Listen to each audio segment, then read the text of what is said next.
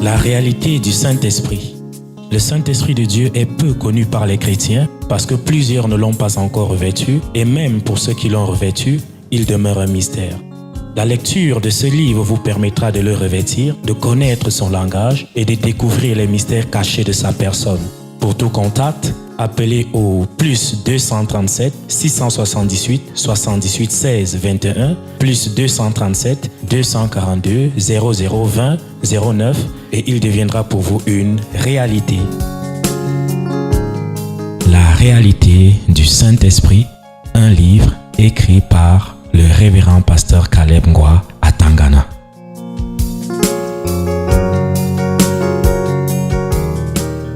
Vous, les esprits d'incarnation, dis-nous quelle est votre influence dans la vie des humains. Asseyez-vous un peu. Comment l'influence? Hein? Quoi?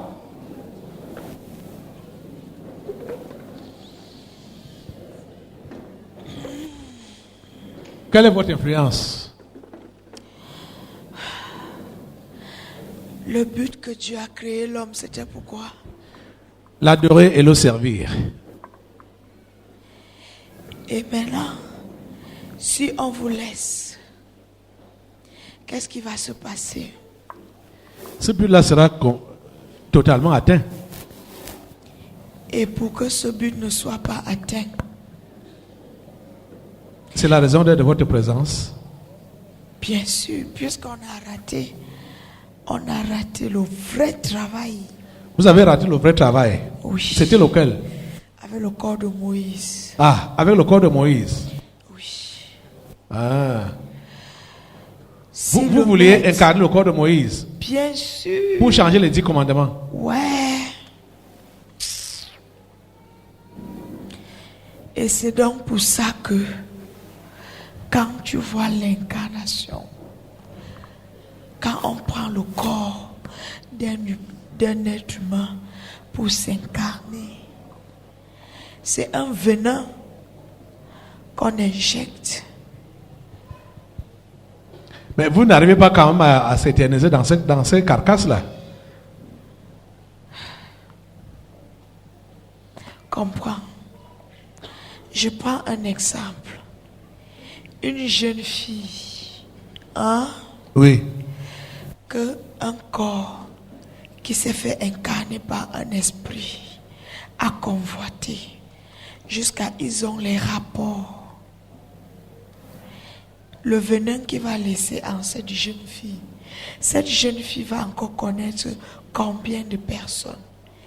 Et ces gens-là vont encore connaître combien de personnes.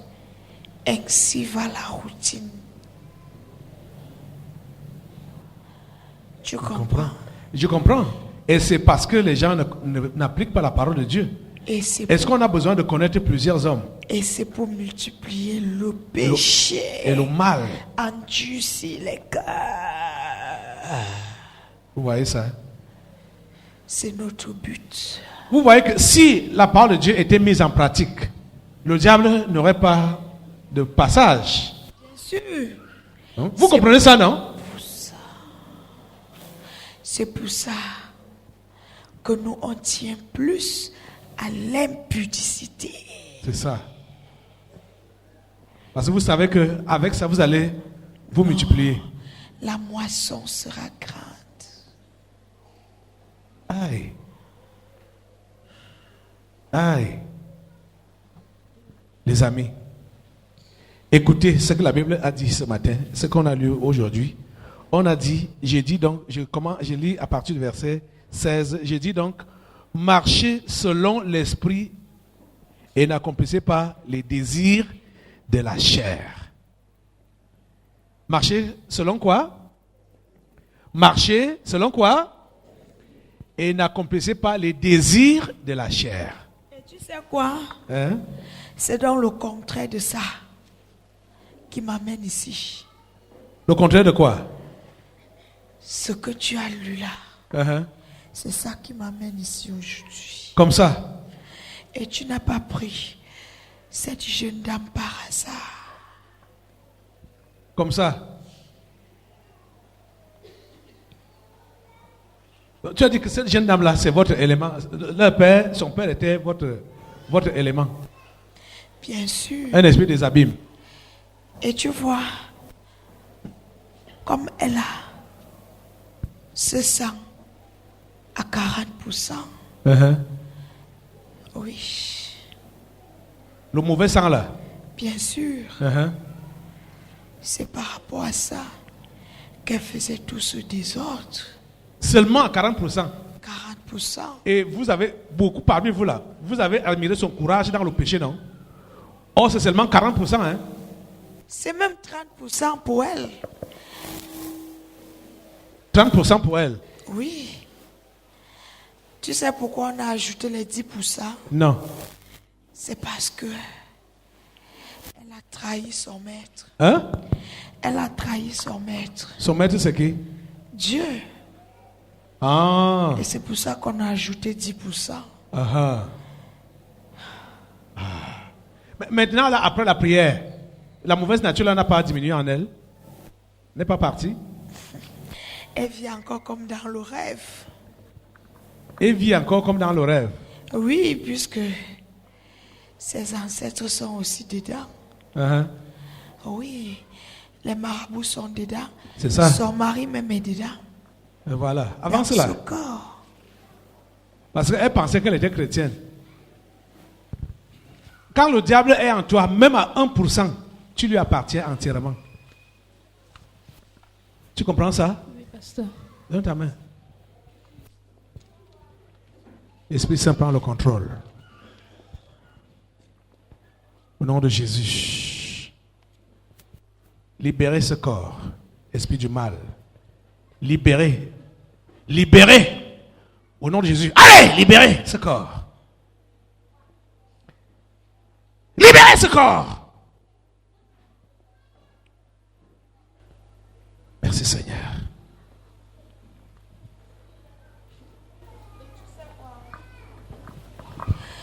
Tu sais quoi? Oui. Elle est enfermée Où? dans une chambre Où? à Bouddha. En Bouddha. Chez qui? Il y a une grotte là-bas dans sa belle famille. Oui. Elle a eu la grâce que même dans son péché, elle avait la foi. C'est la raison pour laquelle elle n'est pas morte. La grâce. C'est la grâce de Dieu qui t'a sauvé. Hein? Souvent, elle rêve. Elle rêve qu'elle court, elle court dans le néant. Elle ne sait où elle part, où elle arrive. Parfois, elle court dans la brousse, C'est vrai. sans direction. C'est vrai. Qu'est-ce qui te poursuit? Ce qui me poursuit, avant, ce sont des personnes qui me poursuivaient avec un poignard. Oui. Oui, et chaque fois, dans ces rêves, c'est pourquoi j'ai beaucoup parlé de la grâce de Dieu dans ma lettre. Parce que chaque fois que je criais, Jésus vient à mon secours, il y avait une intervention.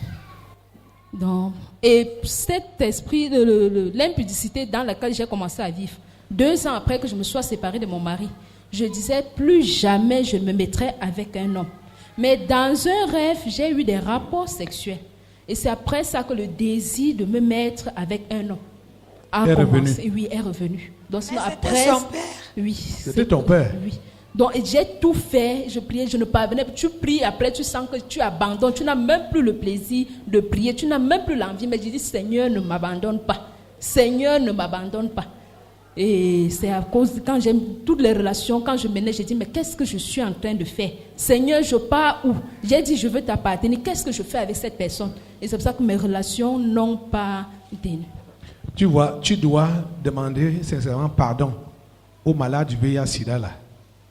Je l'ai fait. Lui dire, Je ne me vous fais pas écoute. ça. Excusez-moi. Je dis que tu dois lui demander pardon. Tu as fait quoi? Je lui ai demandé pardon. Je dis que tu dois lui demander pardon. C'est maintenant. Compris. J'ai compris. Les histoires que tu faisais dans le passé, dans la religion, là, tu crois que c'était quoi? C'est maintenant que tu dois lui demander pardon. J'ai compris. Et lui dire que tu l'as entraîné dans l'erreur. J'ai compris. Tu mets la faute sur toi.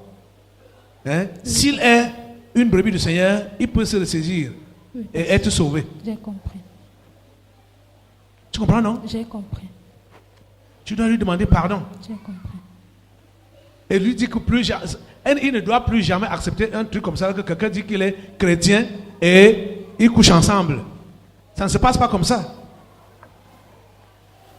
Tu l'évangélises. Il devient en même temps ton copain. Tu l'amènes où? Le premier rapport sexuel que j'ai eu avec lui n'était pas consentant. C'était un viol.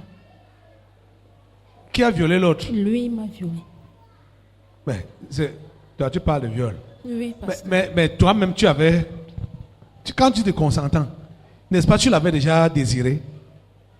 Oui, je l'avais dit. Alors, tu voulais mais je quoi? ne voulais pas passer à l'acte sexuel avec lui. C'est cet acte sexuel, quand il m'a violé, que je me suis engagée avec lui. Parce que je me disais, je devrais être infectée. Sinon, ce n'était pas mes plans.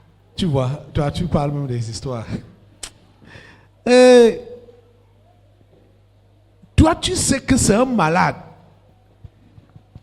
Il te touche, n'est-ce pas, tu cries que voilà un sidéen qui vous me... Tu cries.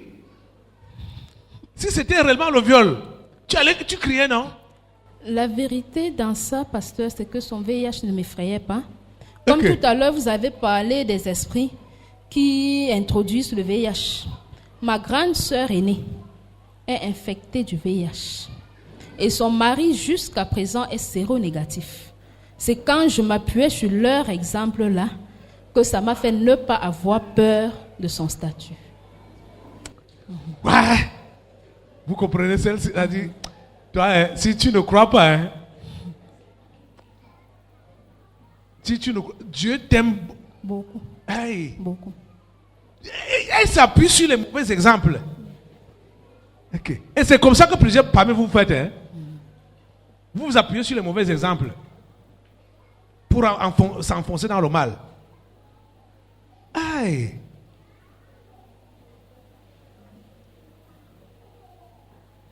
Tu vois, tu racontes des histoires. Et regarde, jusqu'à présent là, tu es dans la cage. Toi, tu penses que tu n'es plus en contact avec l'homme là. Hein? Et tu as dit dans quelque chose là, pendant tes propos, que tu lui as dit que il ne t'appelle plus. Tu as son contact. Si tu as besoin de lui, si tu as besoin de son aide, c'est toi qui vas l'appeler. Oui, pasteur. Ça même déjà, tu as ouvert la porte. Donc, il a tous les droits d'aller te mettre dans une cage, dans la grotte, au niveau de son village. Parce que le diable n'a que faire que tu dises que, bon, je m'amusais. Dès que c'est sorti de ta bouche, lui là, il a signé que celle-ci est ouverte pour continuer à communier avec nous. Est-ce que je dois changer ma puce téléphonique pour couper le contact parce qu'il garde mon contact? Mais tu dois changer. J'ai compris. Tu dois changer. J'ai compris. Et si jamais il a encore ton numéro, Oui, parce qu'il va pasteur. toujours le chercher. Oui, pasteur. Ah, déjà même.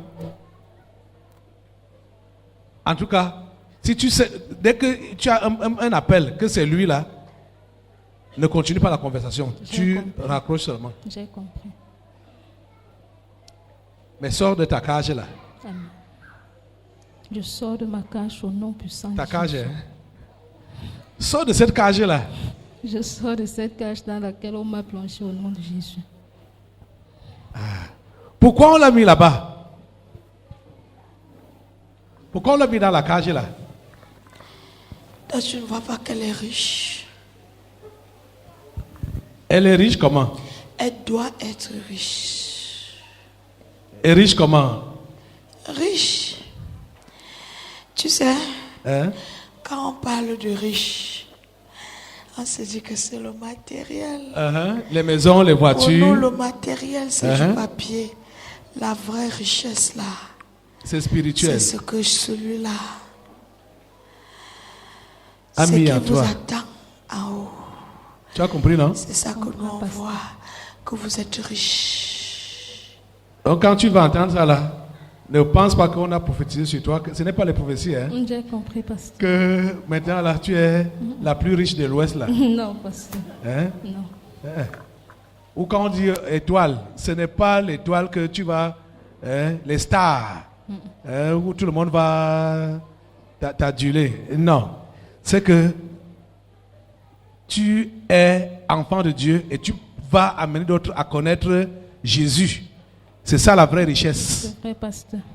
Parce que malgré ma vie que je menais, il y a beaucoup d'enfants. Malgré la mauvaise vie que je menais, les gens à qui j'ai eu à parler de Jésus s'approchent et restent. Même si je ne peux pas dire qu'ils portent. Dans la religion. C'est ça que je dis, pasteur. C'est ce que j'ai dit, la Ça doit être différent maintenant. Oui, tu as vu l'image là? Oui, pasteur. Toi, avec ta religion, vous êtes dans la même... dans le box, étant à l'église. Tes conceptions de religion là, c'est ça que tu amènes, tu veux amener partout. Hein?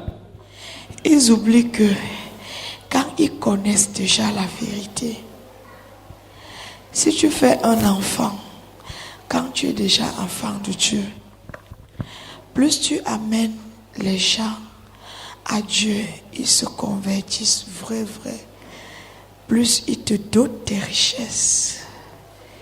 C'est à toi qu'appartient plus de couronnes. Et une couronne vaut plus que toute la terre, une seule. Parce que tu as gagné une âme à Christ. Oui, c'est pour ça que nous, on refuse la conversion, même d'une seule personne. C'est ça. Parce que Jésus a dit ça, non? Qu'il y a beaucoup de joie au ciel pour un seul pécheur qui se convertit, que pour 99 justes qui n'ont pas besoin de repentance. Donc celle-là qui disait qu'elle prétendait qu'elle aime les enfants, depuis qu'elle dit qu'elle a donné sa vie à Jésus, elle n'a jamais évangélisé quelqu'un pour l'amener dans la foi. C'est les enfants charnels qu'elle veut. Pour les amener où? Celui-là que tu as eu avec le gars là, est-ce qu'il connaît vraiment Jésus? Tu ne te soucies pas, même pas d'abord de son âme. On comprend clairement que ceux-là qui sont engagés, c'est-à-dire qui ont les soucis, soit du matériel ou du mariage des enfants, leur âme, ils n'ont même pas d'abord le souci de leur âme. Parce qu'ils ne comprennent même pas que c'est leur âme qu'ils doivent d'abord sauver, mettre en sécurité. Parce que si tu sais que ton âme a été sauvée, tu l'as mise en sécurité, tu n'aimerais pas que quelque chose atteigne cette âme-là. C'est-à-dire ton âme que tu as sauvée, tu as mis en sécurité, tu n'aimerais pas que quelque chose atteigne ça. Mais ils sont là, exposés, ils sont plutôt intéressés par des choses secondaires. Que le Seigneur t'aide. Amen. À faire sa volonté. Amen. Merci Seigneur.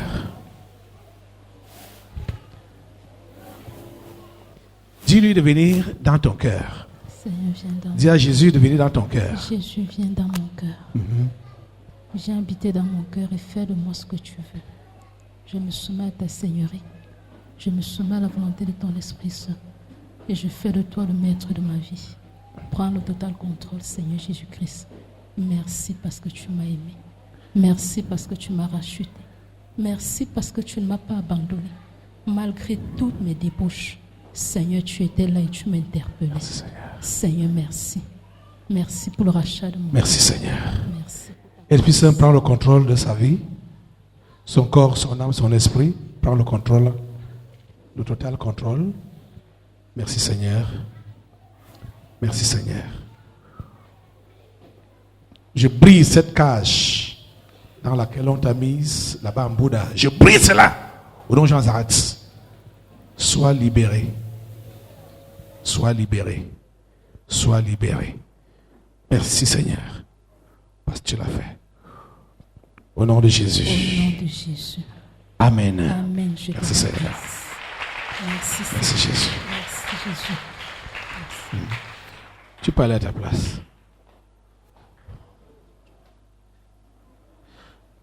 La réalité du Saint-Esprit. Le Saint-Esprit de Dieu est peu connu par les chrétiens parce que plusieurs ne l'ont pas encore revêtu et même pour ceux qui l'ont revêtu, il demeure un mystère. La lecture de ce livre vous permettra de le revêtir, de connaître son langage et de découvrir les mystères cachés de sa personne. Pour tout contact, appelez au plus 237 678 78 16 21 plus 237 242 0020 09 et il deviendra pour vous une réalité. La réalité du Saint-Esprit, un livre écrit par le révérend pasteur Caleb Ngwa à Tangana.